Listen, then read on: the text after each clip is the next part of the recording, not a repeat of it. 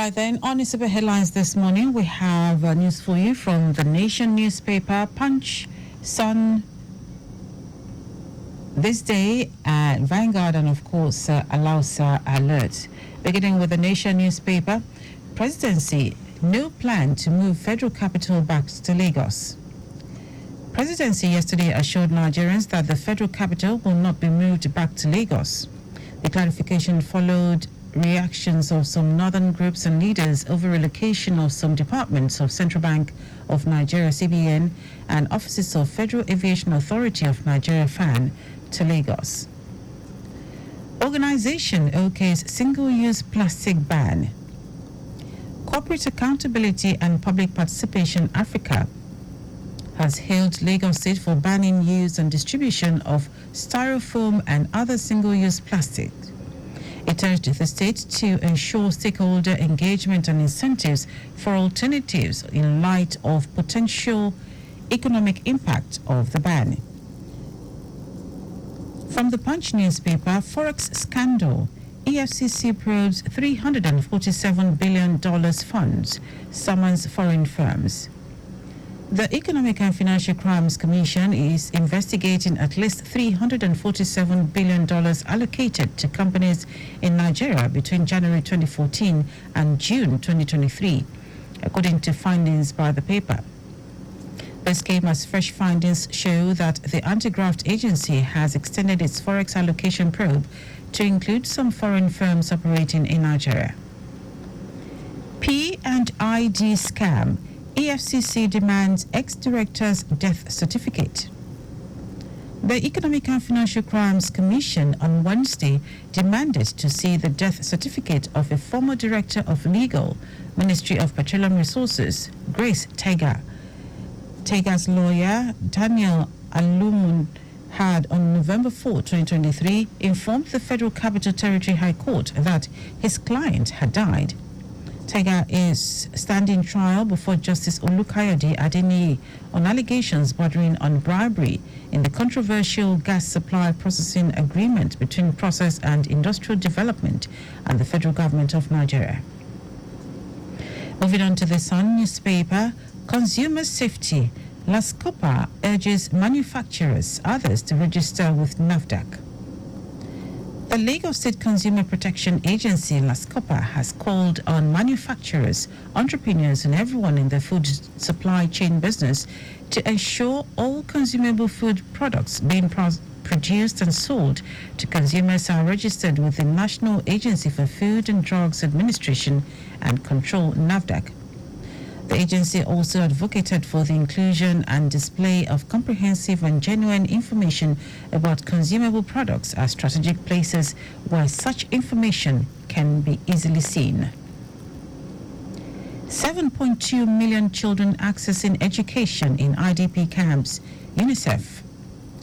United Nations Children Fund, UNICEF, has appreciated the collaborative efforts of the federal government, donor agencies, and partners for the significant progress made thus far in providing access to education and lifelong skills for 7.2 million children in humanitarian settings across Nigeria.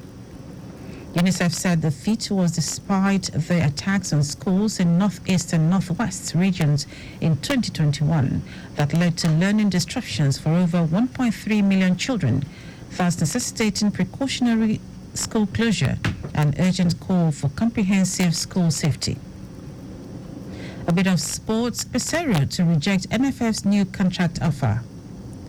Jose Peseiro has made a stunning revelation about his future as coach of the Super Eagles, claiming that he turned down a contract renewal offer from the Nigeria Football Federation. Minister of Sports Development, John Eno, confirmed in December that Peseiro's future would be determined only after the end of the 2023 Africa Cup of Nations. From This Day newspaper, FG seeks to expand $11.8 billion bilateral trade with India. The federal government has said it seeks to expand its over $11.8 billion bilateral trade with the Republic of India economy. The government made the disclosure at the Nigeria-India Business Council (NIBC) in Abuja. Edo ranks second in fiber optics infrastructure development in Nigeria, says FG. On the back of investment and strengthening digital infrastructure across the state by the Edo State Governor, Mr. Godwin Obaseki, the state has emerged second in the ranking of states with fiber optic infrastructure in Nigeria. Edo, with 4,892.71 kilometers of fiber optic cable network, ranks only behind Lagos State with 7,864.60 kilometers out of the 78,676 kilometers of cable infrastructure in Nigeria. Moving on to the Vanguard newspaper, relief coming with more forex, reduced inflation, CBN, NESG. The Central Bank of Nigeria, CBN, the Nigeria Economic Summit Group, NESG, along with the World Bank, the International Monetary Fund, IMF, and economy experts yesterday indicated that the Nigerian economy will achieve some stability, leading to a reduction in the inflation rate, unemployment, and poverty. CBN Governor Mr. Olayemi Cardoso, speaking at the launch of the NESG 2024 Macroeconomic Outlook, hinted that Nigeria will heave a sigh of relief from the sustained rise in prices of goods and services when the implementation of its inflation targeting policy measures to improve liquidity in the forex market, as well as expected reduction on price of petroleum products, begin to yield impacts. And we'll take the last one from Alausa Alert. Red line Okbabi Link Bridge jetties to ease traffic in 2024. Omotosho.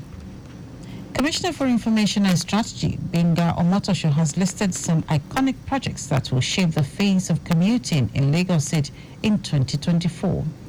Some of the projects, according to him, include the Lagos Red Line Rail, the Okbabi Ojota Link Bridge, and the completion of 15 ferry jetties, as well as the deployment of additional 12 ferries to the existing ones.